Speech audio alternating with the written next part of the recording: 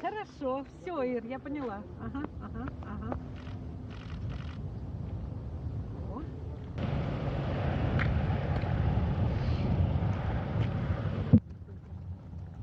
Ну, мало, много 20 минут.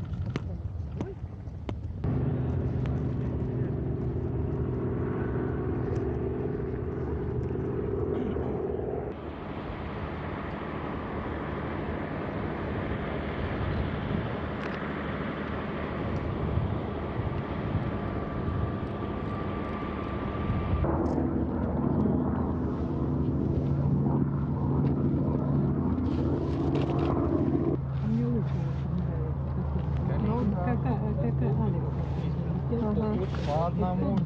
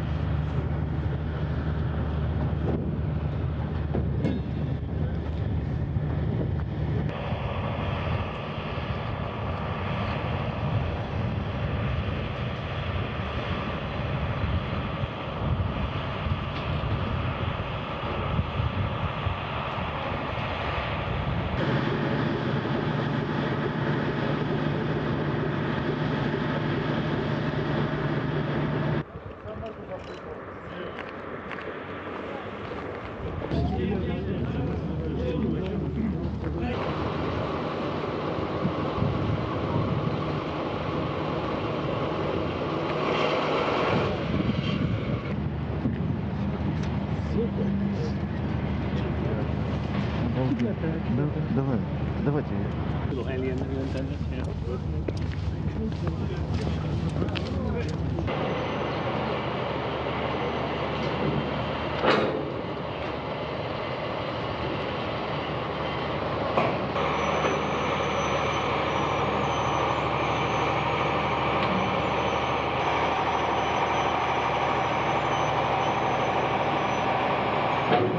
Joel Montalbano, ISS Deputy Program Manager.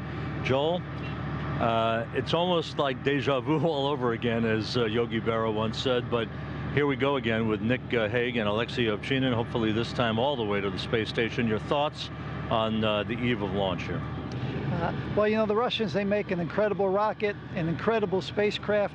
We look forward to seeing them fly again. You know, it's originally designed to carry people to and from space, but it's designed with a feature that enhances the safety of the crew. And as we saw in October, the crew safely returned and they're launching again. It's an incredible tribute to the Russian engineers, and it's an honor to be part of that process. So 5 months have passed since the launch abort. Hague and Ovchinin get a redo, basically, a do-over, if you will. What kind of training? Is it refresher training? Is it proficiency? Do they start over from scratch? Are they ready to go? It's pretty much refresher training. And so, you know, these crews, they were ready to go in October. They were ready to go the day they were brought home in October. And so refresher training, we give them, you know, some updates on the science program, you know, the science and utilization program we do on orbit. 21 years, we're starting our 21st year of International Space Station. We've affected over 100 countries across the globe doing either research on board or outreach. And so this crew enhances that program, does some refresher training, and they're ready to go. Less than a week ago, the commercial crew program ushered in its inaugural flight with the SpaceX Crew Dragon mission that was wildly successful. Now, human spaceflight back in the picture for this week. The International Space Station just seems to churn it out week after week after week. This is an incredible year for us. We've already had 2 U.S. cargo vehicles on board the International Space Station that have come and gone. You mentioned the highly successful SpaceX mission. That mission landed Friday. We returned to Kennedy Space Center with the capsule on Saturday. We'll study that vehicle for the next couple weeks, and eventually we'll put crew members on board launching from Kennedy Space Center. Today, we're in the eve of the launch, you know, the week of the launch of the Soyuz spacecraft. We'll get up to 6 people, back to 6 people on orbit, which is important for us in order to do our research and science program. We have 2 spacewalks scheduled later to do some improvements to our onboard power system. Another spacewalk in October, in April, a Progress cargo launch in April, 2 U.S. cargo launches in April. We just keep going and going and going. It's incredible pace, but something we've done for years and something we'll continue to do for years to come. And for Haig, Ovchinin, Christina Cook, and McLean and their Russian crewmates, and then international partner involvement later in the summer with Luca Parmitano joining the crew. It is a true testimony, is it not, to the international partnership? Absolutely. The thing that makes this partnership the strongest is our international ties. The fact that this is not human spaceflight for any single agency, it's human spaceflight for mankind across the globe. And we recognize that and we experience that on a daily basis. Just a pleasure to be here. Bill Gerstenmaier, Associate Administrator for Human Exploration. Bill, 5 months have passed since a fairly harrowing day here with the launch aboard for Nick Hague and Alexei Ovchinin. They get another shot, very rare, but they intend to take full advantage of it. How critical is this launch, not just to get them all the way to the space station this time, but to, with Christina Cook, augment the crew and get on with business? Yeah, again, I think it's a real tribute to the Russians that we can get turned around and this crew gets a chance to fly again. You know, we don't like to see aborts. We don't like to see the rocket not work correctly, but in the end, everything worked out exactly the right way. The crew got back safely. They were uninjured. They're able to turn around, get back into flow. So it's a unique experience. They get a chance to go get on the rocket again. They're very experienced. They're ready to move forward. They're ready to go get on orbit. You know, again, it's important right now we get the crew back up to 6 here for a little while on board station. We get 3 more crew members up on station. There's a lot of research going on. A very busy time coming up with lots of flights. There's a couple cargo flights coming up. There's a bunch of EVAs planned that we've been kind of holding off on for a while, and it's time to get back to work and get stationed back up again and get flying again and continue this wonderful research we're doing on board the space station and we're doing on orbit. You know, we seem to talk about this topic almost every time we're in Baikonur, but the space station program, it's at warp speed. Less than a week ago, SpaceX Crew Dragon returns after a wildly successful mission to inaugurate commercial crew program, and here we are in Baikonur for a human launch. Your thoughts about the pace, how the pace can be sustained, and where we head from here as we almost complete 22 decades of space station? Yeah, again, I think it's really about being kind of measured in the pace, right? So it's not that, you know, we're sprinting or these things are happening fast. You do the planning, you execute, you're prepared if things are ready to go fly. If they're not, you have 3 or 4 backup plans behind you and you're ready to go continue to keep moving forward. So I think it's a tribute to the planning.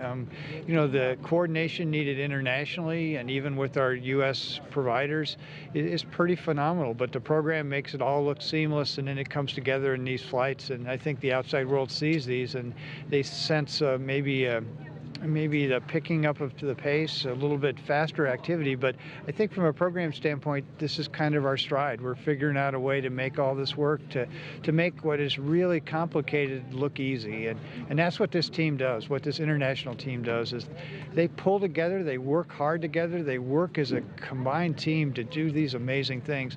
They don't just happen in one day, they don't just happen when the rocket rolls out. It happens many years ago when pieces of this rocket are coming together, they're doing all the activities moving forward. So I think we see the end work, we see the culmination of all the work and the effort, but I think you really need to look a little bit behind the scenes and look how well integrated this team is working together. And in the background, but not so much in the background at times, another step on the road to Moon Mars. I mean, this is the prototype for the way business will be conducted.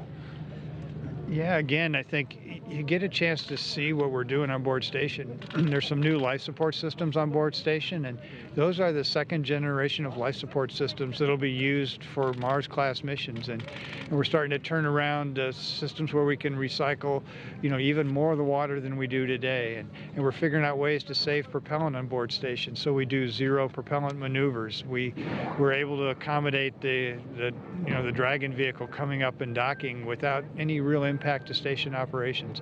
We've had the batteries on orbit for a while that came up on HTV, but they've not been installed. They've been safely stored on the outside of station. Now we're going to get to go do the spacewalks to finally install those batteries. So there's a sense of patience you have to have in this program, that maybe everything doesn't happen instantaneously or doesn't happen at exactly the moment that you thought it would.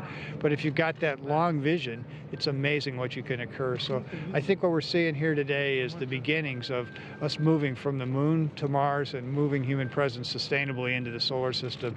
That first step is really going to start here with this launch from Baikonur in a couple days.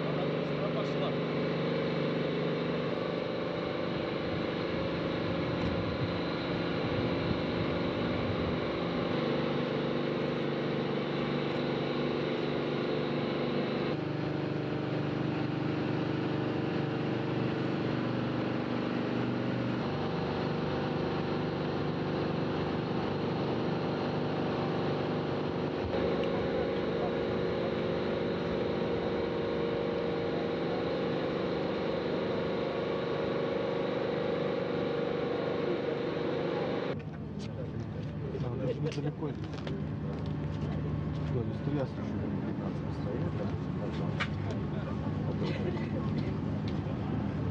Video out for her yesterday.